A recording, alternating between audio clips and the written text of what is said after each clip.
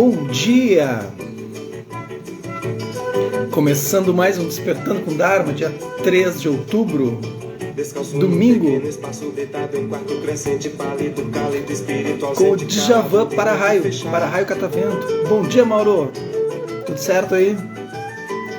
Não traço, não sigo, não sou obrigado, não faço segredo, não sou bem. Bom dia, Luísa! Começando, despertando, o pessoal chegando devagarinho. Aqui tá chovendo hoje. Ontem um baita dia lindo e hoje um dia de chuva. É assim, Rio Grande do Sul é uma beleza. Bom dia, Isis. Bom dia, Rosali. Quem manda na chuva é o vento. Quem manda na chuva é o vento. Essa música é linda. E para raio, catavento. E para raio. Tudo bem com vocês aí? E para raio, e para o tempo. E para raio. Bom dia, Alexandre. Tudo bem? E para raio, catavento. É uma música, né? E de uma complexidade nos acordes aí, também na harmonia, que é algo. Esse é a batida do Djavan, né?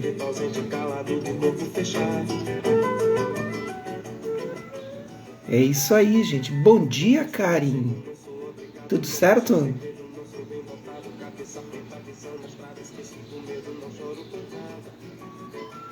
Ó, a Isis e o Alexandre se conhecem. É isso aí, o Dharma ele vai juntando a turma. Bom dia, Úrsula. Quem manda na chuva é o vento. Bom dia, Lucilena. Vou ter que tirar aqui a música. Bom dia, Ana Tereza, tudo bem? Como é que estão, gurias? Pessoal do Espírito Santo, do Rio, Balneário Camboriú, Lajeado, Garopaba. E aí, Gorete? Tudo certo? Tava só te esperando para dizer bom dia.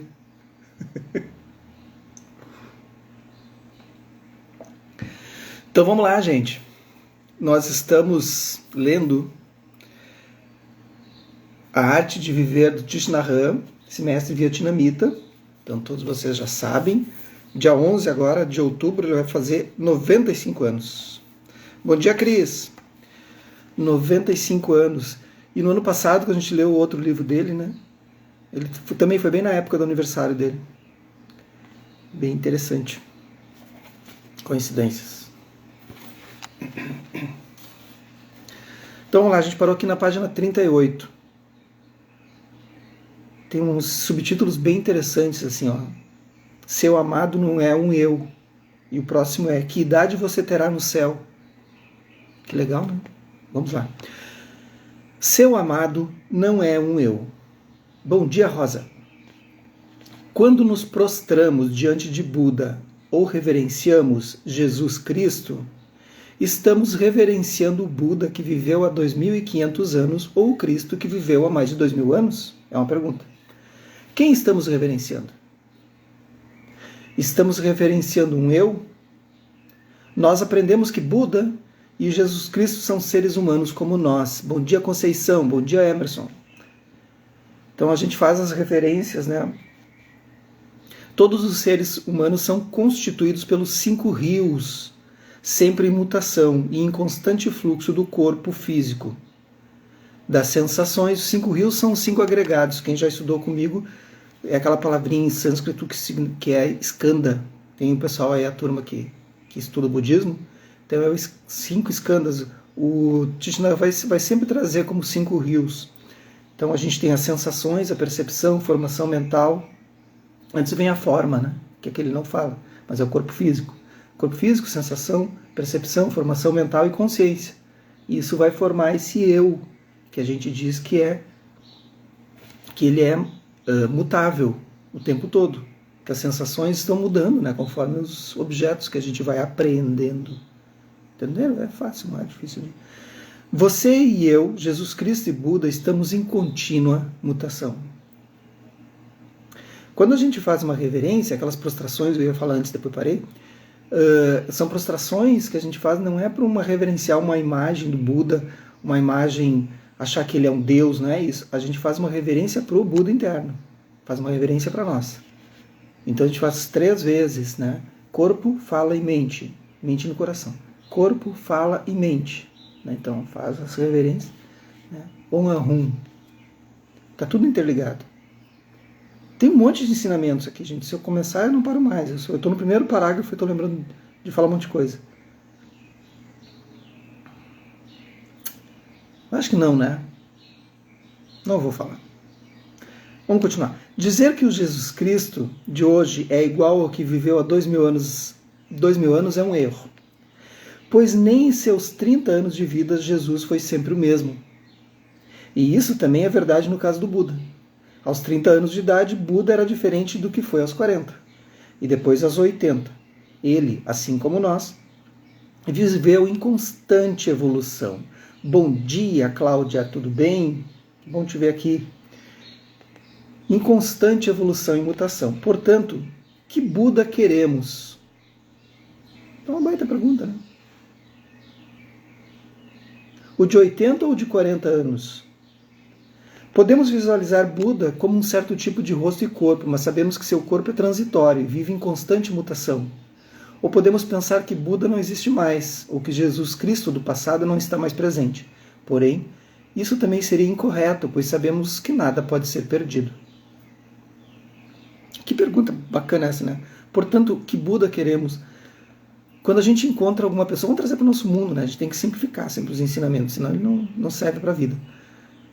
Quando a gente encontra as pessoas, como aqui a Isis encontrou o Emerson ali, que eu não vou entrar, encontrou o Alexandre, né? Não conheço as pessoas, mas agora os conheço através da Isis. Aí a Isis cumprimenta, eles se cumprimentam. Qual é o Emerson, e qual é a Isis e qual é o Alexandre que estão se encontrando? É aqueles que eles se encontraram alguma vez em algum momento, não sei como é que é a relação. Podia ser João, Pedro e Maria, tá, gente? Mas estamos na live.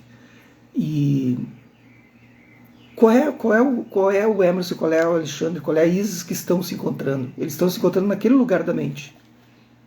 Isso é fundamental a gente entender dentro do budismo. Para a vida, não é só no budismo. Porque se encontram em um lugar específico da mente. Quando o Isis cumprimenta Alexandre, cumprimenta Emerson, há uma conexão de mente daquele lugar-espaço. E aquele lugar-espaço é conectado. Então as transformações de sensação, percepção, formação mental e consciência, elas se permanecem inalteradas naquele contexto. Então quando surge essa manifestação da mente, surge Isis, surge Alexandre, surge Emerson. Entende? Nós somos um surgimento coemergente. Quando a gente observa isso, que a nossa mente se interrelaciona a essa coemergência. E aí eu olho Isis, eu olho Emerson, eu olho Alexandre dentro de mim. Eu não olho separado de mim, mas depois eu começo a olhar separado de mim. E quando eu começo a olhar separado de mim, que vem a confusão. Que vamos pensar que os três moram em lugares diferentes e não se encontram há 5 anos, sei lá. E aí uma hora se encontram e eles não conseguem conversar. Já ferrei com o encontro de vocês isso. Eles sentam assim, vamos nos encontrar, que legal, que bacana. Olha ali, né? Aí o Emerson diz, vamos nos encontrar, Isis, vamos. E o que acontece, gente? Vocês já passaram por isso? Aí se encontram numa mesa de bar, tal e coisa. Só que as pessoas se encontram no 7º elo da roda da vida. E aí esse 7º elo é o desejo e o apego de deixar as coisas que estavam naquele espaço da mente imexíveis. Aquelas coisas não podem se transformar, mas vêm em permanência. E Emerson mudou, Isis mudou, Alexandre mudou. João, Pedro e Maria mudaram. E eles não se reconhecem, em alguns aspectos. Eles se reconhecem e continuam falando somente naquele espaço da mente. Aí, gente, é a roda da vida começando a operar. Aí vai começando. É sensacional isso, essa descoberta. Entenderam? Faz sentido para vocês? O Buda. Então o que a gente tem que fazer com isso? A gente tem que olhar para o outro sabendo que o outro mudou e que tu mudou também. E que tu não pode aprisionar o outro dentro daquele contexto da mente. Tu não pode aprisionar o outro naquele lugar. O outro está mudando o tempo todo, assim como você. O Buda não é um ser individual. Ele é as suas ações. O que são as ações dele? São a prática da liberdade do despertar a serviço de todos os seres. E tais ações continuam existindo. Buda continua aqui, mas não da forma como costumamos imaginar. Todos podemos nos conectar diretamente com Buda graças a um tipo de ação. Quando somos capazes de caminhar alegres sobre a terra, estar em contato com as maravilhas da vida, com os lindos pássaros, árvores e o céu azul, nos sentindo felizes, em paz e à vontade, nessa ocasião nos tornamos uma continuação de Buda. O Buda não é algo fora de nós, ele é um tipo de energia que está dentro de nós. A cada dia o Buda vivo evolui e cresce, manifestando-se de novas formas. Então, quando a gente está pacificado, quando a gente encontra aquele lugar da mente em que está completamente pacificada, a gente sente aquela paz no interior. Daí, para quem é cristão, vai encontrar o aspecto crístino, né? E para quem é budista, vai encontrar o aspecto búdico. Aí a Isis diz: e quando você mudou e o outro aparentemente é o mesmo de 20, 30 anos atrás?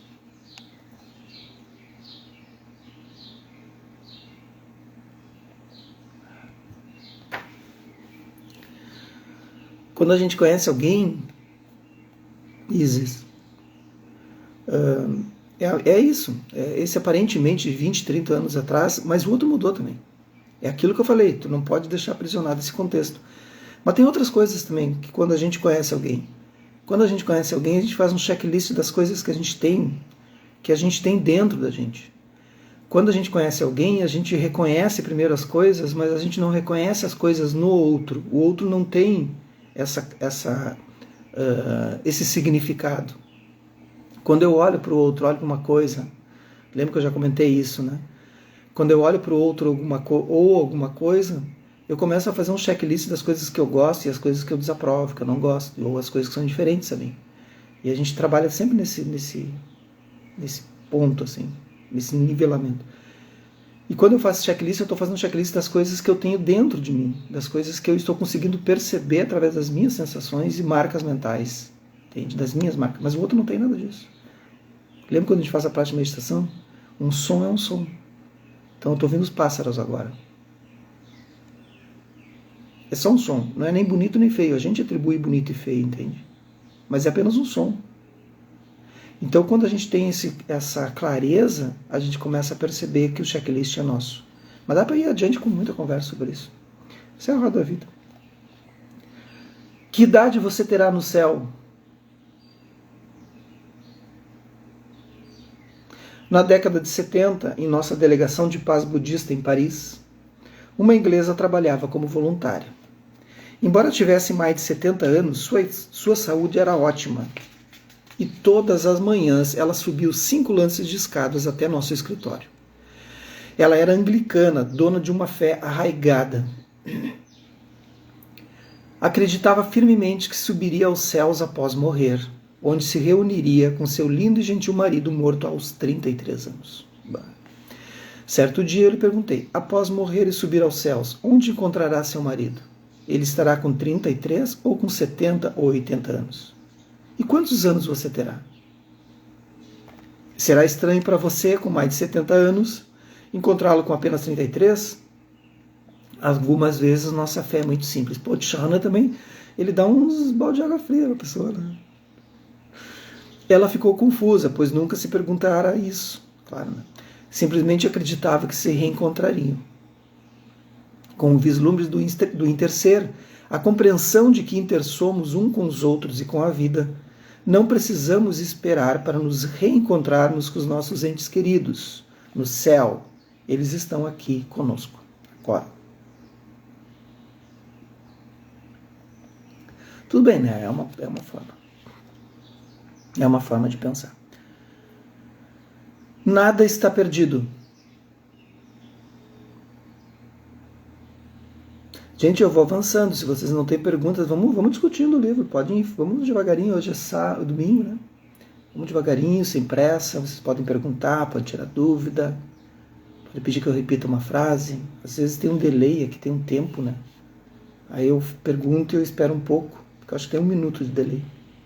Eu acho que o Instagram fica observando se eu não falo muita bobagem. Daí, se tiver alguma coisa muito ofensiva, ele corta. Nada está perdido. Algumas pessoas acreditam que um eu eterno continua a existir quando o corpo se desintegra. Podemos chamar de tal crença uma espécie de eternalismo. Outras acreditam que após a morte não existe nada. Isso é um tipo de niilismo. Devemos evitar esses dois extremos. O vislumbre da impermanência e do interser nos diz que não existe um eu eterno e individual, e a primeira lei da termodinâmica, a lei da conservação da energia, nos diz que nada pode ser criado ou destruído, apenas transformado. Portanto, não é científico acreditar que após a decomposição do nosso corpo, nos transformamos em nada. Enquanto estamos vivos, nossa vida é energia, e após a nossa morte, continuamos a ser energia. Essa energia está em constante mutação e transformação. Ela nunca poderá ser perdida. Não podemos afirmar que após a morte não existe nada. Uma coisa não pode se transformar em nada. Acho que um bom exemplo que eu gosto sempre de ver, assim, de imaginar isso, é tu pegar duas velas, né? Uma está acesa, outra está apagadinha, assim. E quando tu transfere a vela, a chama, né? Acende a vela apagada na chama da outra, o que muda? O que passou, né? É a mesma chama na segunda vela ou é uma chama nova, uma vez que tu acendeu na primeira chama? Entenderam? Pensem sobre isso. Hoje é domingo, vocês não têm nada para fazer? Pensem sobre isso. A chama da segunda vela é a mesma chama da primeira vela ou é uma chama nova? O que aconteceu com a chama? Ela passou de uma vida para outra vida? Ou não? Somos eternos? O Alexandre é eternalista. Na verdade, o budismo não concorda muito com esse conceito. Mas, de alguma forma, tudo bem. Também. Se perdermos pessoas muito próximas e estamos tristes, as concentrações na vacuidade e na inseparabilidade nos ajudam a olhar profundamente para dentro de nós mesmos e enxergar que essas pessoas ainda existem. Nossos entes queridos continuam vivos dentro de nós e ao nosso redor. Eles são muito reais. Não os perdemos. Ainda é possível reconhecê-los de formas diferentes e até de maneiras mais bonitas do que no passado. À luz da vacuidade e do interser, sabemos que eles não morreram nem desapareceram, mas continuam em suas ações e em nós. A Lúcia Helena diz, não nascemos nem morremos. É isso aí. Ainda podemos falar com eles. Podemos dizer coisas como, eu sei que você está aqui, eu estou respirando por você, estou sorrindo por você, estou desfrutando da vista ao meu redor com os seus olhos. Estou desfrutando da vida com você. Eu sei que você continua aqui, bem perto de mim, e sei que continua em mim. Força vital. Não existe chefe, dono ou ator por trás das nossas ações. Nem um pensador por trás dos nossos pensamentos. Sendo assim, por que temos essa sensação de eu? Aí a coisa é fura mais embaixo. A existência do eu. Ontem eu falei, né? Se a gente pensar na onda, a gente já consegue sacar mais ou menos assim, né? Mais ou menos essa ideia. Porque a onda é uma manifestação do oceano, né? Poderia se dizer que é o eu, que é o ego, mas ela é o oceano. Sabe por que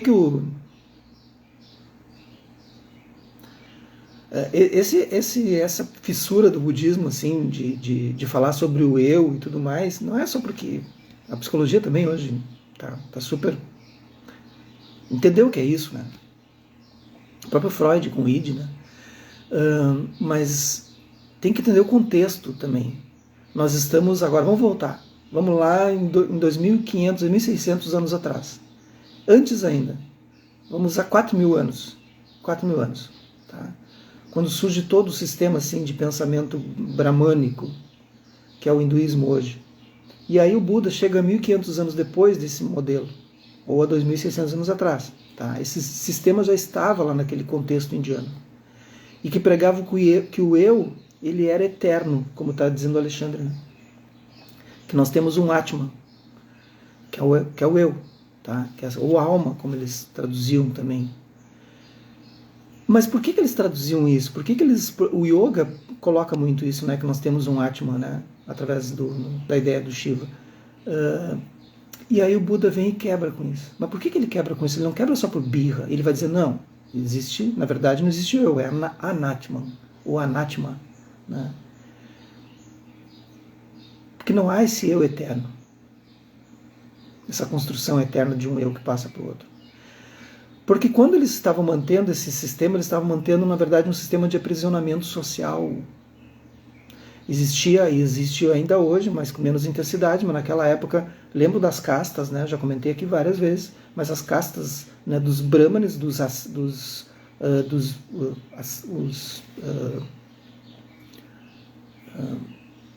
bem, enfim, os brahmanes da época, né? Que eram esses videntes. E aí depois os guerreiros, que o próprio Sakyamuni Buda, né, e o pai dele estavam nessa linhagem, depois os comerciantes, os sudras, que eram os servos, e assim vai. Né? E aí como os brahmanes queriam manter o sistema de castas imexível, né, e aí tem os intocáveis também lá embaixo, né, abaixo dos pés de Brahma, né, do deus Brahma. E como eles queriam manter essa casta intocável, completamente intocável, que tu não poderia, mesmo nascendo nos sudras, nos servos, tu não poderia ascender a uma casta de guerreiro, de comerciante, né, ou até mesmo de um brahman. Tá? E aí o que acontece? Eles mantinham isso, não. O Atman, ele é eterno, mesmo que tu tenha boa ética, boa conduta ética na tua casta, tu vai permanecer nascendo e morrendo na tua casta. E o Buda vem e diz, não, isso não é assim. Isso não funciona assim. E aí ele quebra com essa ideologia. E isso dá uma fissura muito grande no sistema filosófico da época. Pensem, no sistema social tentam matar o Buda várias vezes por causa disso, porque rompe com toda uma estrutura milenar que estava servindo, estava bacana. Né? Mais adiante vai surgir, a gente está muito acostumado com a burguesia, com esse tipo de coisa, né? Que também quebra, né, com essas ideias, mas isso é muito ocidental, assim. Ele vai lá e faz uma cisão, assim, uma cirurgia, assim, com várias outras coisas. Ele vai participar do jainismo, ele vai participar desses sistemas todos de pensamento da época, ele vai quebrando cada um deles, assim. Isso é o budismo. Não é o budismo a gente reverenciar um ser, a gente reverencia uma filosofia de vida completamente equalitária, assim. Por isso, Alexandre, que o eu não é eterno.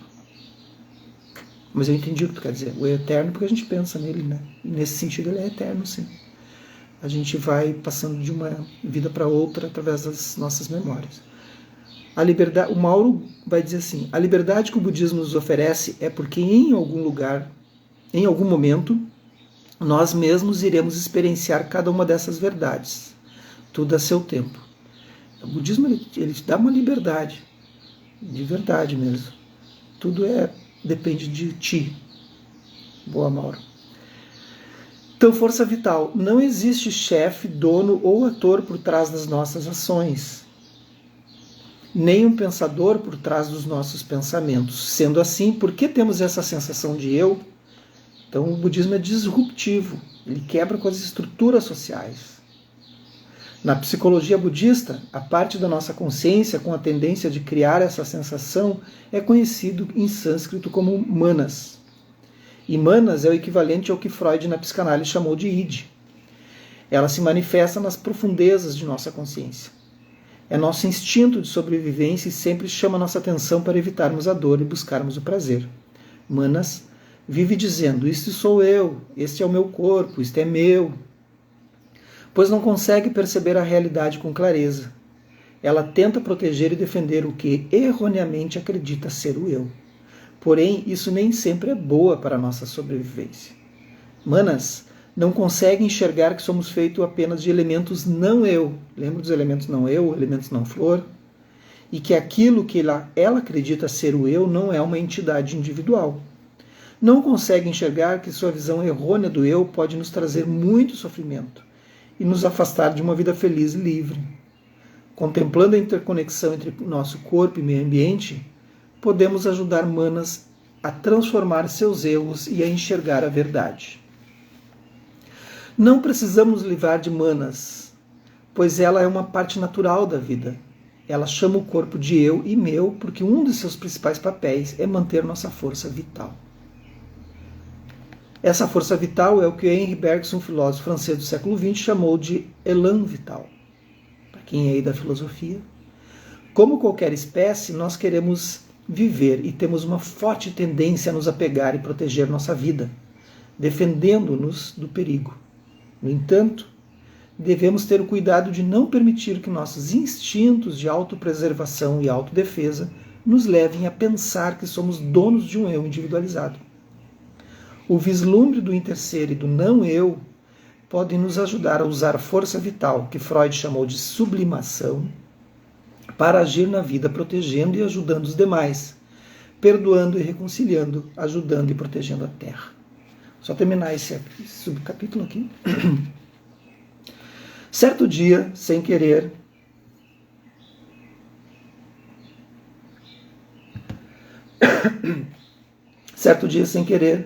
eu esqueci um pedaço de gengibre em um canto do meu mosteiro.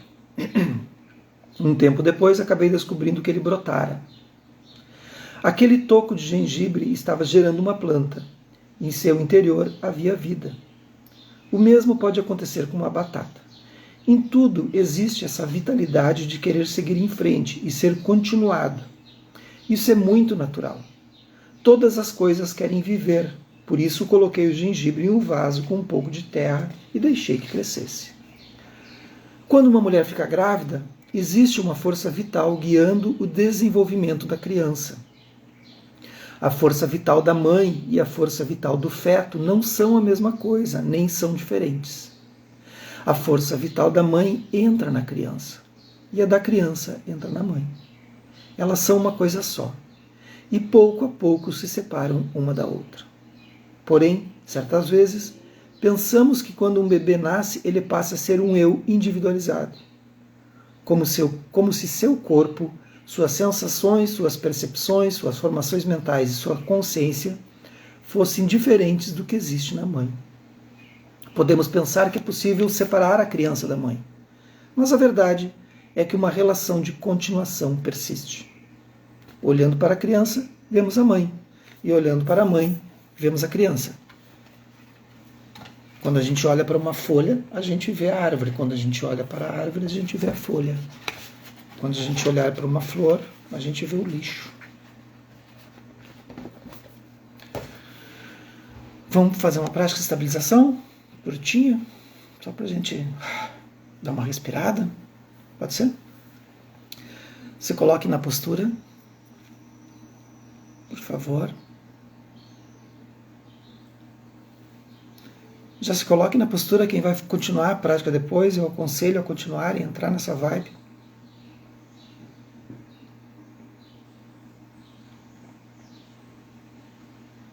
Faça uma inspiração profunda pelas narinas.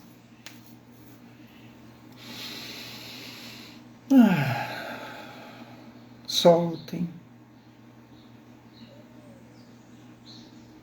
Soltem o corpo, soltem a respiração, desapeguem da respiração.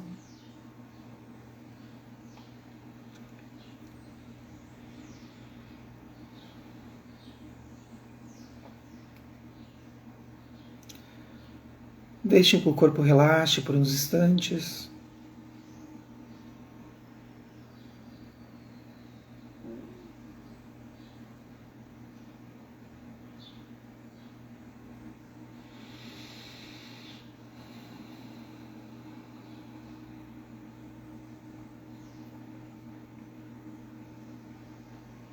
Não tornem complicada a meditação, é apenas um estar consigo.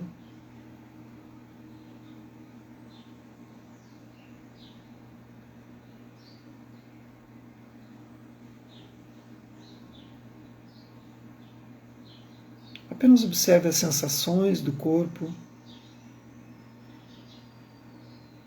Veja que o corpo faz micromovimentos para o relaxamento. Comecem a ficar atentas, atentos a isso. com a sua total atenção plena.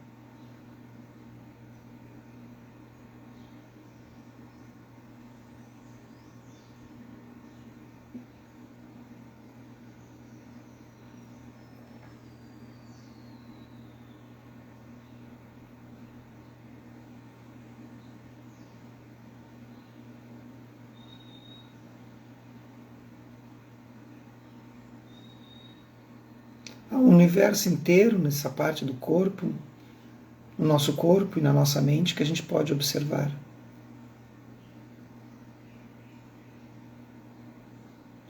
Se ficarmos completamente atentos à respiração, sem divagar em nossos pensamentos,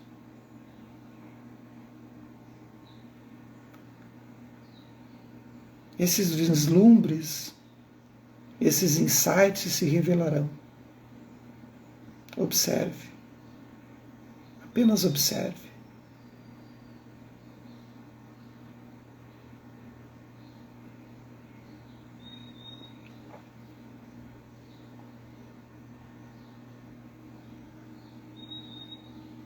O pássaro que canta é apenas o pássaro que canta.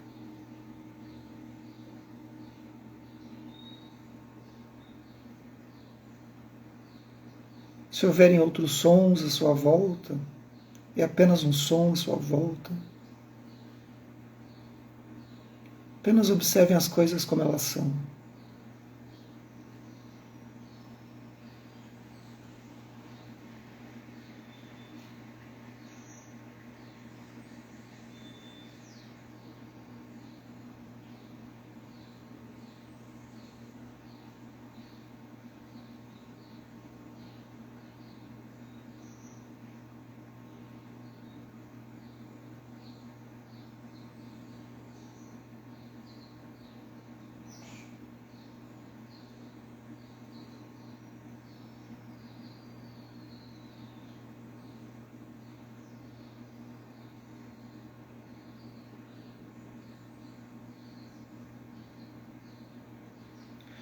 Quando a gente começar a perceber as coisas como elas são,